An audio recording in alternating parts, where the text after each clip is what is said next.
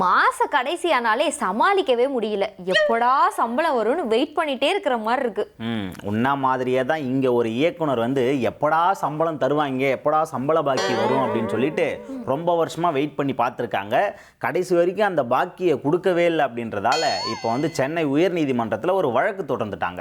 என்ன அருண் சொல்ற? யார் அவங்க? கோர்ட்டு வாசல் வரைக்கும் போயிருக்காங்கன்னா யாரு? கோர்ட்டு வாசல்லாம் இல்லை, கோர்ட்டுக்குள்ளேயே போயிட்டாங்க. அதாவது அந்த இயக்குனரோட பேரு சுதா கொங்காரா. அவங்கள பற்றி எல்லாருக்குமே தெரியும். ஏன்னா தமிழ் சினிமாவில் எக்கச்சக்கமான திரைப்படங்கள் இயக்கியிருக்காங்க. ஒரு முன்னணி இயக்குனராக வலம் வந்துக்கிட்டு இருக்காங்க. இவங்க இயக்குன அந்த பராசக்தி அப்படின்ற ஒரு படம் இருக்கு இல்லையா, அந்த படத்துக்கு கிட்டத்தட்ட 8,39,00,000 ரூபாய் இவங்களுக்கு வந்து பாக்கி இருக்கான், சம்பள பாக்கி. அதை கொடுக்கணும் அப்படின்னு சொல்லிட்டு தான் இப்போ வந்து கோர்ட்டில் வந்து இந்த மாதிரியான ஒரு வழக்கு தொடர்ந்துருக்காங்க. என்ன அருண் சொல்ற? 8 கோடி சம்பள பாக்கியா? கேட்கும் போதே ஷாக்கா இருக்கே. அதாவது அவங்க வந்து ஒரு முன்னணி இயக்குனர் இல்லையா, கிட்டத்தட்ட தமிழ் சினிமாவில் வந்து இறுதி சுற்று, அதுக்கப்புறம் சூரரை போற்று, பராசக்தி, இந்த படங்கள் எல்லாமே வெற்றி படங்கள் தான். அதனால் இந்த பராசக்தி திரைப்படத்திற்காக அவங்களுக்கு எவ்வளோ சம்பளம் பேசப்பட்டுச்சு அப்படின்னா 15 கோடி பேசியிருக்காங்க. அதுலேயும் இந்த ஜிஎஸ்டி எல்லாம் சேர்த்து எவ்வளோ கொடுக்குறேன் அப்படின்னா 17,70,00,000 ரூபா கொடுக்குறேன் அப்படிங்கிற மாதிரி தயாரிப்பு நிறுவனம் சொல்லியிருக்கு. அந்த படத்தோட தயாரிப்பு நிறுவனம் யார் அப்படின்னு கேட்டேன்னா ஆகாஷ் பாஸ்கரன் இருக்கார் இல்லையா, தயாரிப்பாளர், அவரோட நிறுவனமான டான் பிக்சர்ஸ் தான் அந்த படத்தை வந்து தயாரிச்சது. அந்த படத்தில் வந்து சிவகார்த்திகேயன், அது மட்டும் இல்லாமல் ரவிமோகன், அதர்வா உள்ளிட்டவங்கலாம் நடித்து அந்த படம் வந்து பிரம்மாண்டமாக தயாராகி ஜனவரி மாதம் வந்து ரிலீஸ் ஆயிடுச்சு. அந்த படத்தோட வசூல் ரீதியாக வந்து நல்ல கலெக்ஷனே வந்துச்சு அப்படின்னு சொல்லிட்டு நமக்கு நிறைய அப்டேட்ஸ்லாம் வந்துச்சு. இந்த நிலையில தான் இயக்குனர் சுதா கொங்காரா அவர்களுக்கு வந்து பேசப்பட்ட சம்பளமான 17,70,00,000 வந்து 9,31,00,000 மட்டும்தான் கையில் கொடுத்துருக்காங்க. மீதி 8,39,00,000 ரூபாய் கொடுக்காமலே இருந்திருக்காங்க. இது அவங்களுக்குள்ள ஒரு மனஸ்தாபத்தை ரொம்ப நாளாக உருவாக்கிட்டு வந்திருக்கு. இந்த நிலையில தான் டான் பிக்சர்ஸ் நிறுவனம் வந்து அவங்களோட அடுத்த படமான இதய முரளி திரைப்படத்தை வந்து இப்போ வந்து ரிலீஸ் பண்ணுறதுக்கான வேலையெல்லாம் பார்த்துக்கிட்டு இருக்காங்க. ஜூலை 10ஆம் தேதி வந்து அந்த படத்தை ரிலீஸ் பண்ணி ஆகணும் அப்படின்னு சொல்லிட்டு மும்பரமாக வேலை பார்த்துக்கிட்டு இருக்காங்க. இந்த தகவல் வந்து சுதா கொங்காரா அவர்களுக்கு தெரிய வருது. நமக்கு இவ்வளோ சம்பள பாக்கி கொடுக்கணும், ஆனால் அவங்க வந்து அடுத்த படத்தை ரிலீஸ் பண்ண ரெடி ஆகிட்டாங்க, இதை நம்ம விடக்கூடாது, நம்மளோட சம்பள பாக்கி எப்படியாவது கேட்டு வாங்கிடணும் அப்படின்னு சொல்லிட்டு ட்ரை பண்ணியிருக்காங்க. ஆனால் பணம் வந்து கிடைக்கவே இல்லை. சரி, இதுக்கு மேலே வெயிட் பண்ண முடியாது அப்படின்னு சொல்லிட்டு அவங்க வந்து சென்னை உயர்நீதிமன்றத்தில் வழக்கு தொடர்றாங்க. சம்பள பாக்கி திரும்ப வேணும் அப்படின்னு சொல்லிட்டு. அதில் என்ன சொல்லியிருக்காங்க அப்படின்னு பார்த்தோன்னா, எனக்கு கொடுக்க வேண்டிய சம்பளத்தை சீக்கிரமாக கொடுக்கணும், அப்படி இல்லை அப்படின்னு பார்த்தீங்கன்னா அந்த படம் வருது இல்லையா, இதய முரளி படம், அந்த படத்தை வந்து வெளியிடுறதுக்கு நிறுத்தி வைக்கணும். அது மட்டும் இல்லாமல் இந்த பராசக்தி திரைப்படத்தோட சேட்டலைட் பர்மிஷன், அதாவது டெலிவிஷனில் வெளியிடுவாங்க இல்லையா, தொலைக்காட்சியில் வெளியிடுவாங்க இல்லையா, அதையுமே நிறுத்தி வைக்கணும் அப்படிங்கிற மாதிரி அவங்க வந்து அந்த மனுவில் வந்து குறிப்பிட்டிருக்காங்க, கோரிக்கை வச்சிருக்காங்க. இந்த வழக்கோட விசாரணை வந்து நீதிமன்றத்துக்கு வருது. அதை விசாரித்த நீதிபதி என்ன சொல்றாரு அப்படின்னு பார்த்தோன்னா, அந்த பராசக்தி திரைப்படம் இருக்கு இல்லையா, அது வந்து தொலைக்காட்சிகளில் ஒளிபரப்புறதுக்கு வந்து ஜூலை 8 வரைக்கும் ஒளிபரப்பக்கூடாது அப்படின்னு ஒரு உத்தரவு போடுறாரு. அது மட்டும் இல்லாமல் இந்த டான் பிக்சர்ஸ் நிறுவனம் வந்து இயக்குனர் சுதா கொங்காரா அவர்களோட மனுவுக்கு பதில் மனு அளிக்கிறதுக்கான தேதி வந்து எப்போ வரைக்கும் கொடுத்துருக்காங்க அப்படின்னு பார்த்தோன்னா ஜூலை 7 வரைக்கும் கொடுத்துருக்காங்க. அது மட்டும் இல்லாமல் இந்த வழக்கோட மறு விசாரணை வந்து ஜூலை 8ஆம் தேதி நடக்கும் அப்படின்னு சொல்லிட்டு இந்த அமர்வை முடிச்சிருக்காங்க. இதுக்கப்புறம் இதோட அப்டேட் என்னன்னு ஜூலை 8க்கு அப்புறம் தான் தெரியும்ல. ஆமாம், அதாவது இயக்குனர் சுதா கொங்காரா அவர்கள் அவங்களோட சம்பள பாக்கியான அந்த 8,39,00,000 ரூபாயை அந்த தயாரிப்பு நிறுவனத்துக்கிட்ட இருந்து எப்போ வாங்குவாங்க, எப்படி வாங்குவாங்க, அந்த அப்டேட்லாம் பொறுமையாக தான் தெரிய வரும். என்ன அருண், ஏதோ டீப்பா திங்க் பண்ணிட்டு இருக்கிற மாதிரி இருக்கு. ஒன்றும் இல்லை வித்யா, ஒரு 2 நாளைக்கு முன்னாடி ஒரு கொரியர் ஒன்று போட்டு விட்டேன். சரி, அது இன்னமுமே போய் சேரலையா, எப்போ போய் சேரும், என்ன ஆச்சு, நடுவில் எங்கே மாட்டிக்கிட்டு நிற்குதுன்னு ஒன்றுமே புரியாமல் குழம்பி போயிருக்கேன். அதனால தான் யோசிச்சுட்டு இருக்கேன்.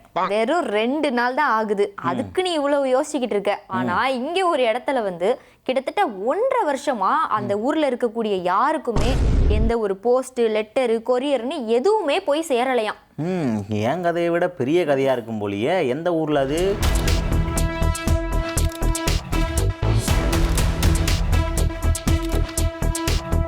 உத்தரகாண்ட் சமோலி மாவட்டத்தில் இருக்கக்கூடிய துங்கேஸ்வர் அப்படின்ற பகுதியில் வினோத் பாண்டே அப்படின்றவர் வசிச்சுட்டு வராரு.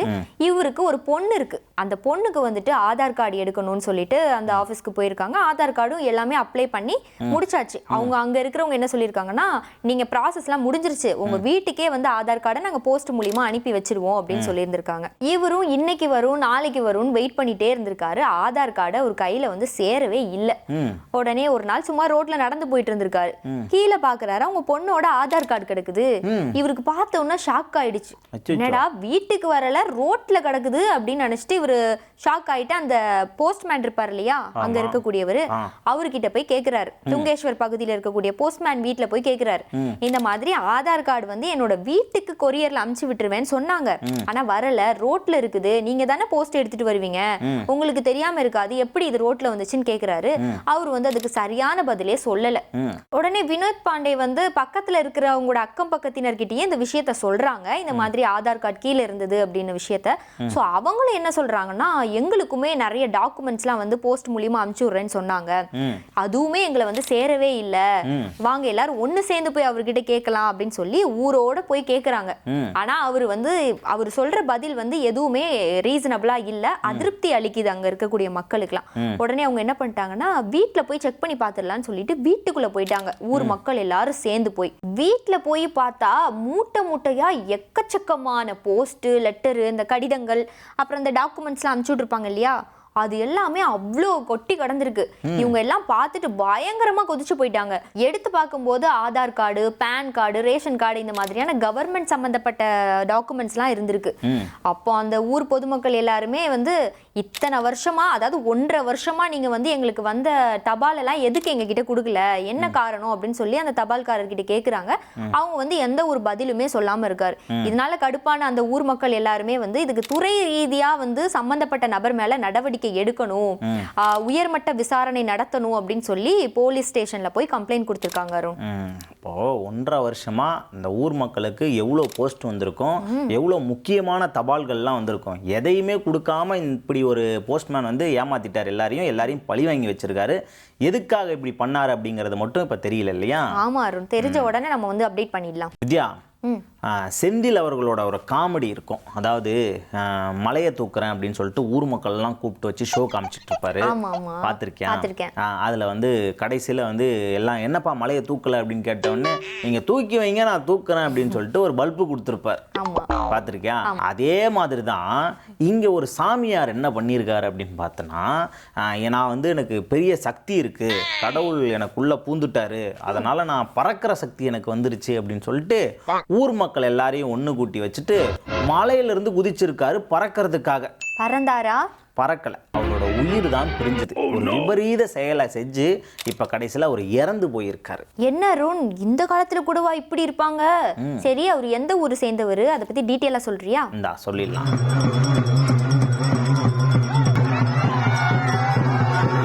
அதாவது ஆந்திர மாநிலம் அனந்தபூர் பகுதியைச் சேர்ந்தவர் பாப்பையா அப்படிங்கிறவர். இவருக்கு வந்து 49 வயசாகுது.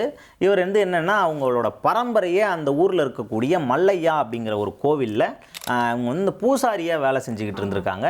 இத்தனை வருஷமாக அந்த ஊரில் வந்து இவங்க தான் பூஜை பண்ணுவாங்களாம்.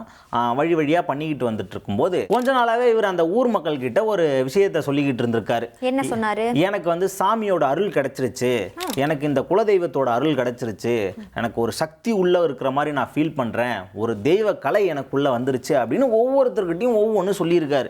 எல்லாருமே ஏன் இவர் இந்த மாதிரி பேசிக்கிட்டு இருக்காரு, ஏன் இந்த மாதிரி பேசிக்கிட்டு இருக்காருன்னா அவங்களுக்கு ஒரு ஷாக் இருந்திருக்கு. சரி, ஓகே, அவர் ஏதோ டெய்லியும் கோயிலுக்கெல்லாம் போயிட்டு வராரு, அந்த வைப்பில் ஏதோ பேசிக்கிட்டு இருக்கார் போல் அப்படின்னு சொல்லிட்டு யாரும் பெருசாக கண்டுக்கல. இந்த நிலையில தான் என்ன பண்ணியிருக்காருன்னா, எல்லாரையும் கூப்பிட்டு போயிட்டு, நான் பூஜை பண்ணுறேன், எனக்கு வந்து பறக்கிற சக்தி இருக்குது, நீங்கள் வந்து பாருங்கள், நான் மலை மேலேருந்து பறப்பேன், ஏன்னா இறைவன் வந்து எனக்குள்ளே அப்படி ஒரு சக்தியை கொடுத்துருக்காரு அப்படிங்கிற மாதிரி எல்லார்ட்டையும் சொல்லியிருக்காரு. இவர் ஏதோ வித்தியாசமாக பண்ண போகிறாரு அப்படின்னு சொல்லிட்டு எல்லாருமே அன்றைக்கி வந்து மலை மேலே இருக்கக்கூடிய கோயிலில் எல்லாம் கூட்டிட்டாங்க. இவருமே அந்த மலை மேலே வந்து அந்த ஒரு ஆக்ரோஷமாக நின்று சாமிக்கு வந்து பூஜை எல்லாம் பண்ணுறாரு. அந்த சாமி வந்து ஆடுவாங்க இல்லையா, அந்த மாதிரியெல்லாம் ஆடிக்கிட்டு இருக்காரு. ஆடிக்கிட்டு இருக்கும்போது திடீர்னு பார்த்தா அங்கேருந்து கீழே ஜம்ப் பண்ணுற மாதிரி ஒரு ஆக்ஷன் பண்ணி கீழே குதிச்சிட்டாரு. ஐயோ. ஆமாம், குதிச்சவர் அந்த இருக்கக்கூடிய மலையிலலாம் அடிச்சு கிடிச்சு அவரோட முகம்லாம் காயமாகி உடல் ரொம்ப சேதாரமாகி கடைசியில் இறந்து போயிட்டார். இப்போ இந்த வீடியோ தான் இணையத்தில் வைரல் ஆகிட்டு இருக்கு. இதை பார்த்துட்டு நிறைய நெட்டிசன்கள்லாம் என்ன சொல்கிறாங்க அப்படின்னா, அவர் வந்து கால் தவறி விழுந்து இறந்துருக்கலாம் அப்படிங்கிற மாதிரி சொல்கிறாங்க. அவர் பூஜை பண்ணும்போது அந்த கால் தவறி மலையில் நிற்கிறார் இல்லையா, மலை உச்சியில் நின்று பூஜை பண்ணிக்கிட்டு இருக்காரு, அதனால் கால் தவறி கீழே விழுந்து இறந்துருக்கலாம் அப்படிங்கிற மாதிரி சொல்கிறாங்க. சில நெட்டிசன்கள் என்ன பண்ணுறாங்க அப்படின்னா, இவர் வேணுனே தான் அங்கேருந்து குதிச்சிருக்காரு, நான் வந்து எனக்குள்ள அவருக்குள்ள சக்தி இருக்குன்ற மாதிரி அவர் நம்பி அங்கேருந்து வேணுனே குதிச்சு தான் இந்த மரணம் நடந்திருக்கு அப்படிங்கிற மாதிரியும் சில நெட்டிசன்கள்லாம் சொல்கிறாங்க. இத்தனை பேர் அங்கே நின்று சுற்றி நின்று வேடிக்கை பார்க்குறாங்களே, யாராவது ஒருத்தங்க இப்படிலாம் பண்ணாதீங்க, இது ஆபத்தில் போய் முடிஞ்சிரும் அப்படின்னு சொல்லி அவருக்கு அறிவுரை சொல்லியிருந்திருக்கலாம். ஆமாம், ஆனால் எல்லாருமே வீடியோ இருக்கிறதுலேயே கான்சென்ட்ரேட் பண்ணிட்டு விட்டுட்டாங்களே. சே. ஆமாம், அதாவது அவங்க வீடியோ எடுக்கும் போதிலே தெரியுது இது அவர் வந்து பிளான் பண்ணி தான் பண்ணியிருக்காங்க, ஏதோ ஒன்று அவர் செய்ய போகிறாரு அப்படிங்கிறது வந்து அவங்களுக்குலாம் தெரிஞ்சிருக்கு. அதனால தான் இந்த அளவுக்கு க்ளோஸ்அப்பில் போய் வீடியோலாம் எடுக்கிறாங்க அப்படின்ற மாதிரி நெட்டிசன்கள்லாம் சொல்லிட்டு வராங்க. இருந்தாலும் இப்படியெல்லாம், அதாவது கடவுளை பார்க்க போகிறேன், நான் வந்து பறக்கிற சக்தி இருக்குது அப்படின்னு சொல்லிட்டு தனக்குள்ளேயே ஒரு நம்பிக்கையை, ஒரு மூட நம்பிக்கையை வளர்த்துக்கிட்டு இந்த மாதிரியான செயல்களெல்லாம் ஈடுபட வேணாம் அப்படின்ட்டு தான் பல நெட்டிசன்களும் சொல்லிக்கிட்டு இருக்காங்க. எந்த கடவுளும் தங்களை வற்புறுத்திக்கிட்டு இப்படி ஒரு செயலை செய்யணும் அப்படின்னு சொல்லி எந்த கடவுளும் சொல்லலை, எந்த இதிகாசத்துலையும் சொல்லலை அப்படின்றதையும் நெட்டிசன்கள் வந்து அவங்களோட கமெண்ட்டுகளை முன்வைக்கிறாங்க. நீ சொன்ன மாதிரி வித்யா, இந்த காலத்தில் இப்படி ஒரு சம்பவம் அதுவும் இத்தனை பேர் முன்னாடி வந்து நடக்குது அப்படின்னும் போது அதுக்கு நமக்கு வந்து கொஞ்சம் ஷாக்காக தான் இருக்குது. ஆமாம் அருண், ரொம்பவே ஷாக்காக இருக்குது. வித்யா, சொல்ல அருண். ஒரு இருட்டு அறைக்குள்ளே ஒன்று அடைச்சி வச்சுட்டு நீ வெளி உலகத்தையே பார்க்கக்கூடாது, அந்த வீட்டுக்குள்ளேயே அந்த அறைக்குள்ளேயே தான் இருக்கணும் அப்படின்னு சொன்னால் உன்னால் இருக்க முடியுமா? என்னாலலாம் இருக்க முடியாது. வெளி உலகத்தை பார்க்காம என்னால் ஒரு நாள் கூட இருக்க முடியாது. அதாவது ஒரு நாள் கூட ஒரு நாள் இருக்க முடியாதுன்னு சொல்கிறல்ல, இங்கே ஒரு பிரான்ஸை சேர்ந்த ஒரு பெண் வந்து கிட்டத்தட்ட 12 வருஷமாக பாகிஸ்தானில் இருக்கக்கூடிய அப்படி ஒரு வீட்டில் தான் அடைஞ்சு கடந்திருக்காங்க. 12 வருஷமாக சிறைபிடிக்கப்பட்டிருக்காங்க. 12 வருஷமாவா? ஆமாம், அதுவும் யாரை நம்பினா அவங்களோட காதல் கணவனை நம்பி வந்து இப்படி மோசம் போயிருக்காங்க. ஓ, என்ன அருண் சொல்கிற? இப்போது நான் உனக்கு ஒரு ஃபோட்டோ காமிக்கிறேன், அதை பாரேன். இதில் இருக்கவங்க எவ்வளோ எங்கா இருக்காங்க. ஆமாம், அழகாக இருக்காங்க. ஆமாம், இப்போ உனக்கு இன்னொரு ஃபோட்டோவும் காமிக்கிறேன், இதை பாரு. யார் அருண் இவங்க? ரொம்ப வயதான தோற்றத்தில் இருக்காங்க. முன்னாடி காமிச்சல்லையா ஒரு ஃபோட்டோ, ஆமாம், அந்த ஃபோட்டோவில் இருக்கிறவங்க தான் இந்த வயதான தோற்றத்தில் இருக்கிறவங்களும். அதாவது வெறும் 12 வருஷத்துலேயே இவங்க இவ்வளோ அழகாக இருந்து இப்படி ஒரு தோற்றத்துக்கு மாறி இருக்காங்க. அந்த நரக வேதனை தான் இவங்களை வந்து இப்படி மாற்றி இருக்கு. ஐயோ, பார்க்கவே ரொம்ப கஷ்டமா இருக்கு அருண். அதாவது ஃபர்ஸ்ட் போட்டோல வந்து அவ்வளோ அழகா ஒரு மாடர்ன் அழகியா இருக்காங்க, செகண்ட் போட்டோல வந்து ஆளே அடையாளம் தெரியாத அளவுக்கு மாறி இருக்காங்க அருண். ஆமாம், பார்க்கறதுக்கே அவ்வளோ ஷாக்கிங்கா இருக்கு. இதை பத்தி டீட்டெயிலாக சொல்றியா? சொல்கிறேன். இவங்களோட பேர் சில்வி யாஸ்மினா. இப்போ வந்து இவங்களுக்கு 54 வயசு ஆகுது. இவங்க வந்து பிரான்ஸ் நாட்டை சேர்ந்தவங்க. இவங்களோட இளமை பருவத்தில் என்ன பண்ணியிருக்காங்கன்னா, ஆஸ்திரேலியாவில் போய் வசிச்சுட்டு வந்திருக்காங்க. அப்போ இவங்களுக்கு வந்து பாகிஸ்தானை சேர்ந்த ஒரு நபரோட பழக்கம் ஏற்படுது. அந்த பழக்கம் வந்து காதலாக மாறுது. அவங்க 2 பேர் என்ன பண்ணுறாங்கன்னா, 2003ஆம் ஆண்டு வந்து கல்யாணம் பண்ணிக்கிறாங்க. கல்யாணம் பண்ணிவிட்டு அவங்களுக்கு வந்து 2 குழந்தைங்களும் பிறக்குது. 2014 வரைக்கும் இவங்க வந்து ஆஸ்திரேலியாவில் இருக்காங்க. அப்போ தான் அவங்களுக்கு தெரியுது அவங்களோட கணவர், அதாவது பாகிஸ்தான் கணவர் இருக்கார் இல்லையா, அவர் வந்து இத்தனை வருஷமாக சட்டவிரோதமாக தான் ஆஸ்திரேலியாவில் வசிச்சுட்டு வந்திருக்காரு. அவருக்கு வந்து எந்த ஒரு உரிமமுமே கிடையாது அங்கே வசிக்கிறதுக்கு அப்படின்ற ஒரு தகவல் கிடச்சிது. இதனால் போலீஸ் வந்து அவங்கள அரெஸ்ட் பண்ணிடுவாங்க அப்படின்ட்டு பயந்து இவங்க என்ன பண்ணியிருக்காங்கன்னா, ஆஸ்திரேலியாவிலேருந்து பாகிஸ்தானுக்கு வந்திருக்காங்க. பாகிஸ்தானுக்கு வந்துட்டு ஒரு ஆடம்பர வாழ்க்கை வாழலாம், நம்ம கணவனோட நிம்மதியாக வாழலாம் அப்படின்னு சொல்லிட்டு தான் இவங்க என்ன பண்ணியிருக்காங்கன்னா, ஆஸ்திரேலியாவிலேருந்து கிளம்பி வந்திருக்காங்க சில்வி யாஸ்மினா. ஆனால் அந்த வாழ்க்கை அவங்களுக்கு சுத்தமாக கிடைக்கவே இல்லை. என்ன ஆகியிருக்குன்னா, அந்த பாகிஸ்தான் கணவர் இருக்கார் இல்லையா, அவர் என்ன பண்ணியிருக்காருன்னா, ஒரு மலை பகுதியில் இருக்கக்கூடிய ஒரு கிராமத்தில், அதுவும் ஆள் நடமாட்டமே இல்லாத ஒரு இடத்துல ஒரு சின்ன வீடு இருக்கு. அந்த வீட்டுக்குள்ள சில்வி யாஸ்மினா, அதாவது அவரோட மனைவியும் 2 குழந்தைங்களையும் உள்ள கொண்டு போய் விட்டுருக்காரு. அதுக்கப்புறம் நடந்தது எல்லாமே ரொம்ப கொடூரமானது. என்னன்னா, அதாவது அந்த பாகிஸ்தானை சேர்ந்த நபர் என்ன பண்ணியிருக்காருன்னா, சில்வி யாஸ்மினாவையும் அந்த 2 குழந்தைகளையும் வந்து வீட்டை விட்டு எங்கேயுமே வெளியில் அனுப்பாமல் வீட்டுக்குள்ளேயே வச்சு வளர்த்துருக்காரு. அவங்க இங்கே பாகிஸ்தான் வந்ததுக்கப்புறம் அவங்களுக்கு வந்து இன்னும் 3 குழந்தைகள் பிறந்திருக்கு. மொத்தம் 5 குழந்தைகள் இருக்காங்க இல்லையா, அந்த 5 பசங்களையுமே அவர் வந்து ஸ்கூலுக்கு அனுப்புறதோ, படிக்கிறதோ, வெளி உலகத்தில் இருக்கக்கூடிய பசங்க கிட்ட விளையாடுறதோ, இப்படி எந்த ஒரு ஆக்டிவிட்டீஸ்லையுமே ஈடுபட விடாமல் வீட்டுக்குள்ளேயே பூட்டி வச்சிருந்திருக்காரு. சாப்பாடு வேணுமா எல்லாமே அந்த வீட்டுக்குள்ளேயே இவர் வந்து வாங்கிட்டு வந்து போட்டு நீங்கள் செஞ்சு சாப்பிடுங்க அப்படின்னு சொல்லுவாரே தவிர யாரையுமே வீட்டை விட்டு வெளியில் அனுப்பவே மாட்டார். வெளி உலக தொடர்பே இவங்களுக்கு வந்து கிடையாமல் போயிடுச்சு. கிட்டத்தட்ட 12 வருஷமாக இருந்திருக்கு. 12 வருஷமா இப்போ ஹவுஸ் அரெஸ்ட் பண்ணி வச்சிருக்காரு. ஆமாம், 12 வருஷமாக ஹவுஸ் அரெஸ்ட் பண்ணி வச்சிருந்திருக்காரு. அது மட்டும் இல்லை, இவருக்கு எப்பப்பெல்லாம் தோணுமோ அப்பப்பெல்லாம் வந்து மனைவியான சில்வி யாஸ்மினாவையும் அவங்களோட குழந்தைகளையும் மன ரீதியாகவும் உடல் ரீதியாகவும் அடித்து துன்புறுத்தியிருக்காராம். இப்படி ஒரு நரக வேதனையை தான் இவங்க வந்து அந்த 12 வருஷமாக அனுபவிச்சிருக்காங்க. எப்படி இங்கேருந்து தப்பிச்சு போகிறது அப்படின்னு சொல்லிட்டு ரொம்ப வருஷமாக யோசிச்சுட்டு இருந்திருக்காங்க. அப்போ தான் அவங்களோட பையன் வந்து என்ன ஒரு ஐடியா பண்ணியிருக்காருன்னா, அப்பா வந்து அதாவது அந்த பாகிஸ்தானை சேர்ந்த கணவர் இருக்கார் இல்லையா, அவர் வந்து வீட்டில் இல்லாத நேரமாக பார்த்து வீட்டிலேருந்து தப்பிச்சு வெளியே ஓடி இருக்காரு. அவர் ஓடி போய் கைபர் பகதுன்கா அப்படிங்கிற ஒரு காவல் நிலையத்தில் இந்த மாதிரி எங்களுக்கு இப்படி ஒரு கொடுமை நடந்துக்கிட்டு இருக்கு, எங்கள் அப்பா வந்து எங்களை வந்து இத்தனை வருஷமாக கொடுமைப்படுத்தி வச்சுருக்காரு, எங்களை வீட்டுக்குள்ளேயே சிறைபிடிச்சு வச்சுருக்காரு, தயவுசெய்து எங்களை மீட்டு வெளில கொண்டு போங்க அப்படின்னு சொல்லிட்டு உள்ளே நடந்த எல்லாத்தையுமே வந்து அவர்கிட்ட சொல்லியிருக்காங்க. அந்த காவல் நிலையத்தில் அவர் வந்து சொல்லியிருக்காரு. இதை கேட்ட காவல்துறை அதிகாரிகள் என்னன்னா அப்படியே ஷாக் ஆகிட்டாங்க. பாகிஸ்தானில் நமக்கு தெரியாமல் இப்படி ஒரு விஷயம் நடந்துக்கிட்டு இருக்கு அப்படின்னு சொல்லிட்டு அவங்க ஷாக் ஆகிட்டு உடனே அந்த இடத்துக்கு போகிறாங்க. போயிட்டு அவங்க உள்ள வீட்டுக்குள்ளே இருந்த எல்லாரையுமே மீட்கிறாங்க. அந்த சில்வி யாஸ்மினாவையும் அவங்களோட மற்ற 4 பிள்ளைகளையும் மீட்கிறாங்க. மீட்டுட்டு அவங்களோட கணவர் எங்கே இருப்பார் அப்படின்னு சொல்லிட்டு அவரோட அடையாளங்களை கேட்டுக்கிட்டு அவரையுமே கைது பண்ணுறாங்க. கைது பண்ணிவிட்டு யாஸ்மினா கிட்ட வந்து கேட்குறாங்க என்ன ஆச்சு அப்படின்னு சொல்லிட்டு. என்னோட கணவர் வந்து ரொம்ப கொடூரமானவர், அவர் எங்களை இங்கே கூப்பிட்டு வந்ததுலேருந்தே எங்களை வந்து டார்ச்சர் தான் பண்ணிக்கிட்டு இருந்தார், எங்களை ஒரு நாள் கூட நிம்மதியாக இருக்க விடலை, நான் வெளி உலகத்துக்கு போய் யார் கூடயும் பழகக்கூடாது, என் குழந்தைகளும் வெளி உலகத்தை யார் கூடயும் பழகக்கூடாது அப்படிங்கிற ஒரு காரணத்துக்காக எங்களை வீட்டுக்குள்ளேயே சிறைப்பிடிச்சு அடித்து கொடுமைப்படுத்திக்கிட்டு இருந்தார்.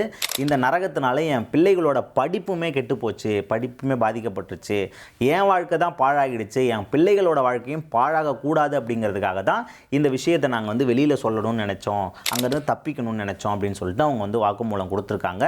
சில்வி யாஸ்மினாவோட இந்த வாக்குமூலத்துக்கு அப்புறம் பாகிஸ்தானை சேர்ந்த அதிகாரிகள் என்ன பண்ணியிருக்காங்கன்னா, அவங்கள வந்து பிரான்ஸ் நாட்டுக்கே திருப்பி அனுப்பிடலாம் அப்படிங்கிற பிளானில் அந்த நாட்டில் இருக்கக்கூடிய அதிகாரிகள் கிட்ட பேச்சுவார்த்தை நடத்திக்கிட்டு இருக்காங்க. 12 வருஷத்துக்கு அப்புறம் இப்போ தான் அவங்களுக்கு வந்து விடிவு காலம் பிறந்திருக்கு, விடுதலை கிடச்சிருக்கு. இப்போ அவங்க அந்த 6 பேருமே, அதாவது சில்வி யாஸ்மினாவும் அவங்களோட 5 பசங்களுமே அங்கே இருக்கக்கூடிய ஒரு காப்பகத்தில் பாதுகாப்பாக வைக்கப்பட்டிருக்காங்க. 12 வருஷமா எவ்வளோ ஒரு கஷ்டத்தை அனுபவிச்சிருக்காங்களா அருண். ஆமாம், ஆஸ்திரேலியாவில் இருக்கும் போது ரொம்ப ஹாப்பியாக இருந்திருப்பாங்க, அங்கிருந்து பாகிஸ்தானுக்கு வரும்போது கூட ஒரு கனவோட வந்திருப்பாங்க, சந்தோஷமா இருக்கலாம் நம்மளோட குழந்தைங்க கூட ஹஸ்பண்ட் கூட அப்படின்னு நினைச்சிட்டு வந்திருப்பாங்க. நான் அவங்களுக்கு இவ்வளோ ஒரு கஷ்டம் அனுபவிச்சிருக்காங்க அப்படின்னு நினைக்கும் போது ரொம்ப ரொம்ப நம்மளுக்கு கஷ்டமா இருக்கு. அதாவது அவங்க இத்தனை வருஷமா வந்து அவங்கள பற்றி கூட யோசிக்கல, அவங்களோட குழந்தைகளோட எதிர்காலம் பாதிக்கக்கூடாது அப்படிங்கிறதுக்காக தான் அவங்க இந்த மாதிரி ஒரு விஷயத்தை வந்து வெளியில் தெரியணும் அப்படின்னு சொல்லிட்டு வாக்குமூலம் கொடுத்து அவங்களோட உண்மை எல்லாத்தையுமே ஓப்பன் அப் பண்ணி சொல்லியிருக்காங்க. அருண், சொல்லு வித்யா. நான் ஒரு வீடியோ பார்த்தேன் அருண், அதை பார்த்ததுக்கு அப்புறமா என்னடா இவங்க மனசாட்சியே இல்லாத மாதிரி இருக்காங்களே அப்படின்ற மாதிரி தோணுச்சு அருண். அப்படி என்ன வீடியோ வித்யா அது? அதை நீயே பாரு. பின்னாடியே போ.